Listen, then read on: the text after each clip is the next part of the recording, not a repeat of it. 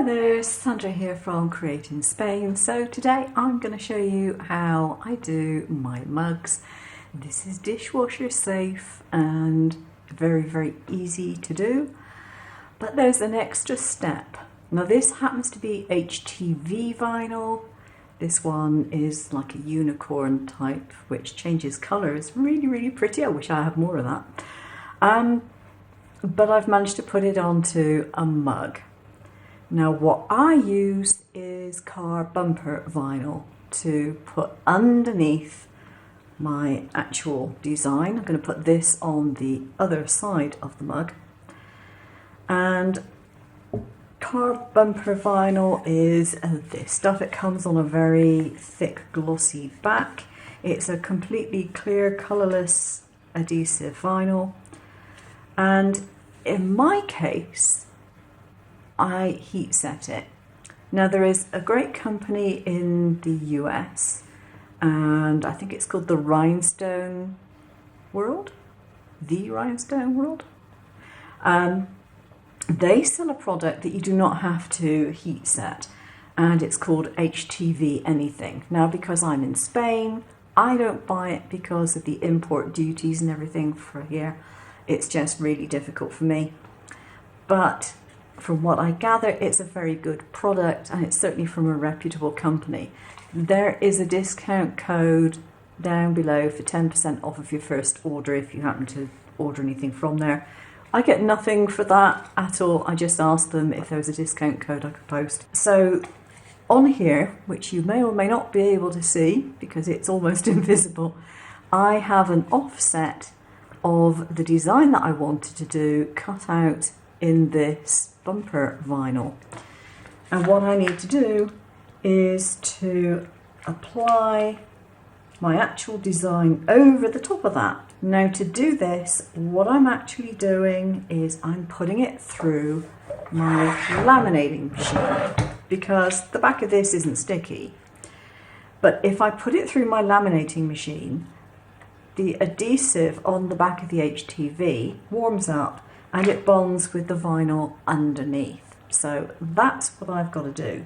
Now, as it happened, when I cut it out, I didn't get the T cut out properly, so I had to cut it out again, which is why I've got this blank space up there. So what I'm going to have to do is to cut around that bit there. So that I can position this where I need it to go and be able to put that on top of it. So all my wording is going to be stuck onto this vinyl. So in order to put it through my laminating machine, I'm just going to use a piece of baking parchment. You don't want anything with grease on it, you just want standard plain baking parchment. There we go. That can dry off while I'm doing this. So I need to have my head directly over the top of this in order to put it in place. And I'm going to be using a little bit of masking tape to hold it in place while I heat set it. I wouldn't normally have to do that. It's only because I've got it in two different sections. And if they move, I'm not going to be thrilled. There.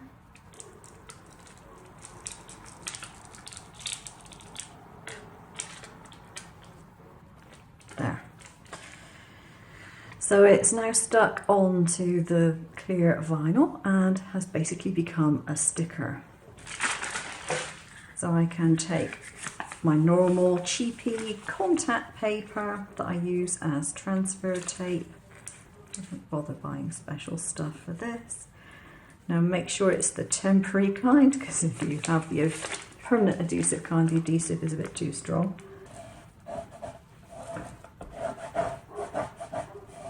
So when I was doing this for this design, difficult to believe because it shows up quite nicely on the black, but the unicorn vinyl is very difficult to see, and actually putting it onto the vinyl blank underneath took me ages. There we are. So I now have my sticker and I can put it in position. I think that's better.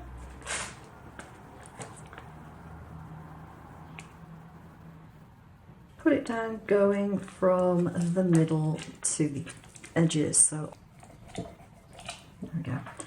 Now, if you've got a pretty fine design, as I have, I find it's a really good idea to just take a ball tool. For those of you not familiar, this is a nail dotting tool. I use them for a lot of things, usually not on nails. And go around your design. Sorry, that's Teddy, my cat. And